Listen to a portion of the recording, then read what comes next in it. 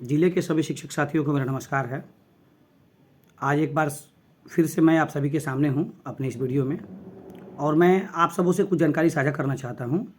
पश्चिमी चंपारण जिले के डीपीओ स्थापना महोदय के द्वारा एक पत्र निर्गत किया गया है, और इस पत्र में कुछ निर्देश जिले के सभी प्रखंड शिक्षा पदाधिकारियों को दिया गया है।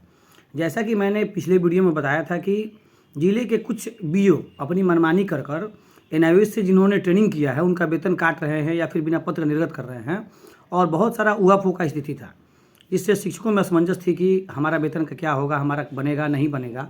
इसको लेकर डीपीओ स्थापना जी ने कल पत्र निर्गत करते हुए सब क्लियर कर दिया है।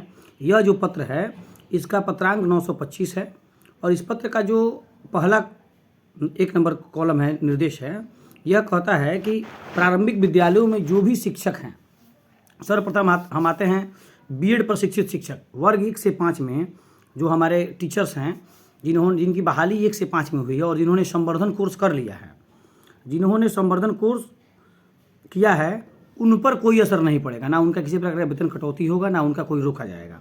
लेकिन जो टीचर अभी तक संवर्धन नहीं प्राप्त किए हैं उनको अनट्रेंड टीचर्स का ही वेतन दिया होगा, क्योंकि विभाग हमारा कहता है कि वर्ग 1 से 5 में जो टीचर बीएड बहाल हैं उनको संवर्धन कोर्स करना पड़ेगा, 6 महीने का ब्रिज कोर्स, उसके पश्चात ही उनको ट्रेंड माना जाएगा।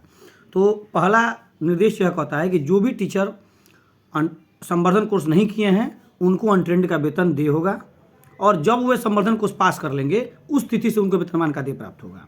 दूसरा कॉलम कहता है कि जिन शिक्षकों के द्वारा प्रशिक्षण पूर्ण हो जाने अथवा संवर्धन कोर्स पूरा कर लेने के पश्चात उनका वेतन धारण पूर्व में हो चुका है, उनको यथा स्थिति के अनुसार विपत्र उपस्थापित किया जाएगा। दूसरा नंबर कॉलम यह कहता है कि जिन शिक्षकों ने अपना प्रशिक्षण प्राप्त कर लिया है, चाहे उन्होंने एनआईओएस से किया हो, डीएलएड किया हो, ओडीएल किया हो, या फिर उन्होंने संवर्धन कोर्स किया हो, उनको पूर्व की तरह ही वेतन मिलता रहेगा।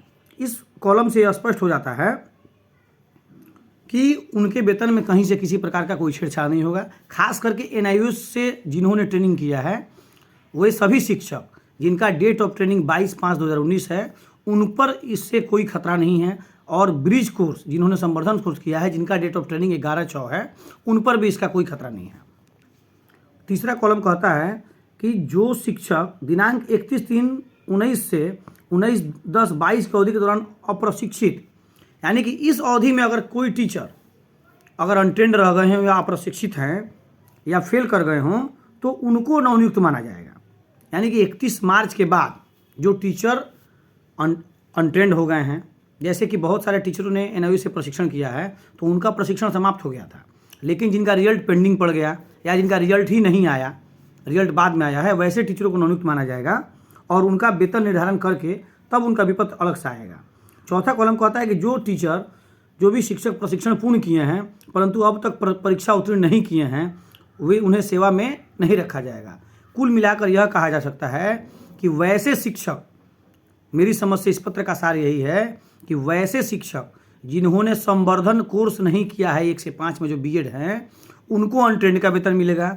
जिन्होंने संवर्धन कर लिया है, ट्रेनिंग कर लिया है, उन पर कहीं से कोई खतरा नहीं है। लेकिन उच्च न्यायालय के आदेश के बाद जो टीचर सेवा में बने हुए हैं उनको ही नवनियुक्त माना जाएगा।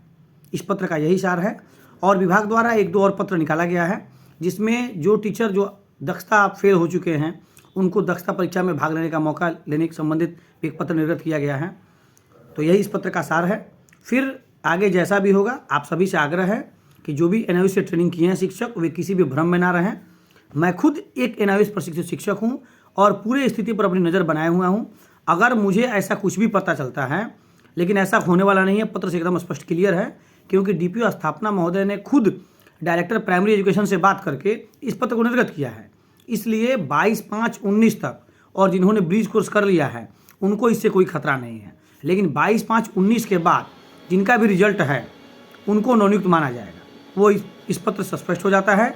तो हमें आवश्यकता है 22/5/19 के बाद एनआईओएस से जो ट्रेनिंग किए हैं जिनका भी डेट ऑफ रिजल्ट है, मैं उनसे आग्रह करूँगा कि वे सभी लोग अपना नाम, विद्यालय का नाम और मोबाइल नंबर लिखकर मेरे नंबर पर व्हाट्सएप करें, ताकि हम पहले उनका संख्या ले लें और फिर हम इस संबंध में आगे बात की जाएगी। आप सभी को बहुत बहुत धन्यवाद।